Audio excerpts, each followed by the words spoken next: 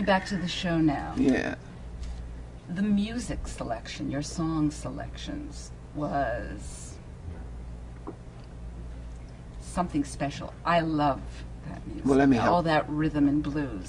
But Yeah. you mentioned twice during the show that it was coming of age during the Summer of Love. During the Summer of Love. Can you elaborate on that a little bit? Absolutely. I'll tell you what I share with all of my audiences, that in my heart, I'm an unreconstructed hippie.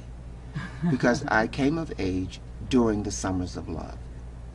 67, 68, Right. 69, and even the early When was years of the Woodstock? 70s. Woodstock was 69. 69. Yeah, Mhm. and that's pretty much considered the peak Mhm. of the Summers of Love. But those Summers of Love spilled into the early 70s. Well, I remember them. Yeah, yeah. And it was all about spreading the groovy revolution. We honestly believed that we could change the world, which is why in my first professional show, which is Hair, I've adopted that anthem as part of my personal mantra. This is the dawning of the age of Aquarius. Now, that's what we were singing 42, 43 years ago. I have matured to understand that we have just reached the threshold of the age of Aquarius. And we still have some years to go.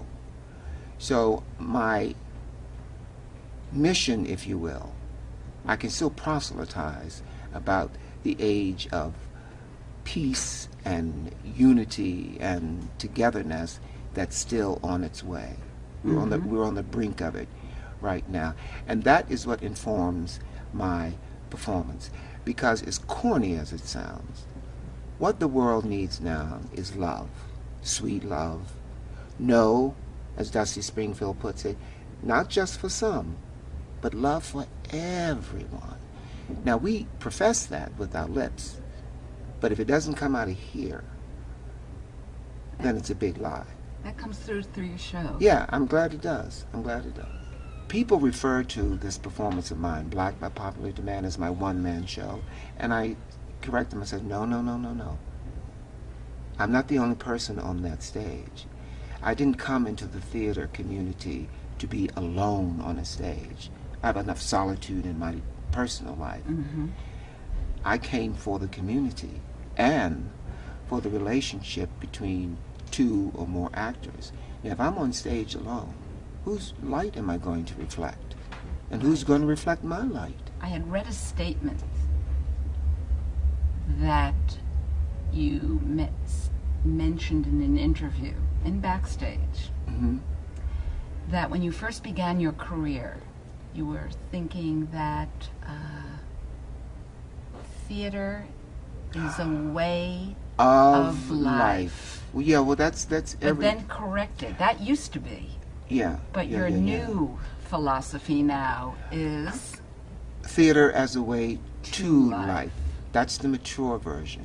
I mean, I think... And that fits into the show that I saw perfectly. I'm glad you found it. You know, I'm glad it's obvious, because most of us, I would even go so far as to say all of us who choose the performing arts as a career, begin with the dream of theater as a way of life. And it works for a long time. But then you come to a day when that dream comes true for some of us. And it came fairly a while ago for you. And you have to question, okay, well, now that the dream has come true, what do I do now? Do I just live that one dream until it's ragged and torn and meaningless? And some people do. And some people do, and I have nothing against that. I ain't mad at them, as we say.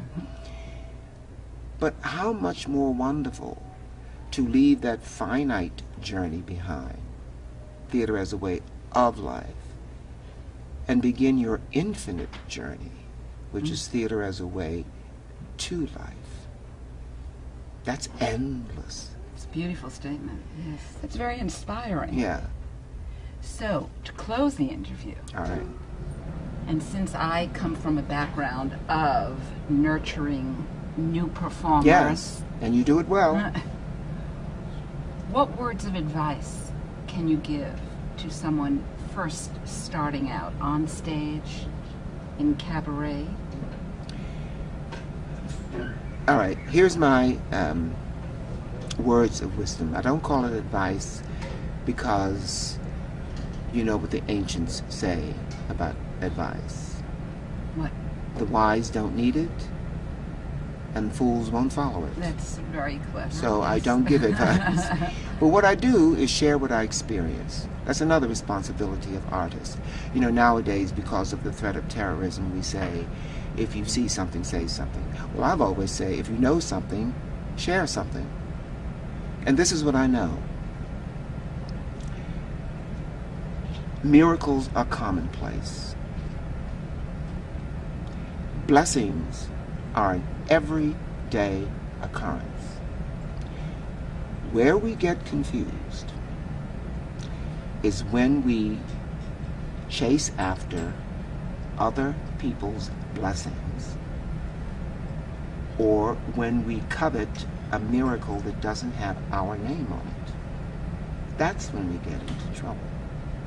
So my words of wisdom to the young, or even the not so young, who are beginning on this path, put on the blinders, pursue those dreams, blessings, miracles that have your name on it, and everything will be fine. How eloquently stated. Thank you, André. My pleasure, Miss Eaker, the sexy Sherry Eaker. I can say that for a Absolutely. family show. Make sure you pick that up. The sexy Sherry Eaker.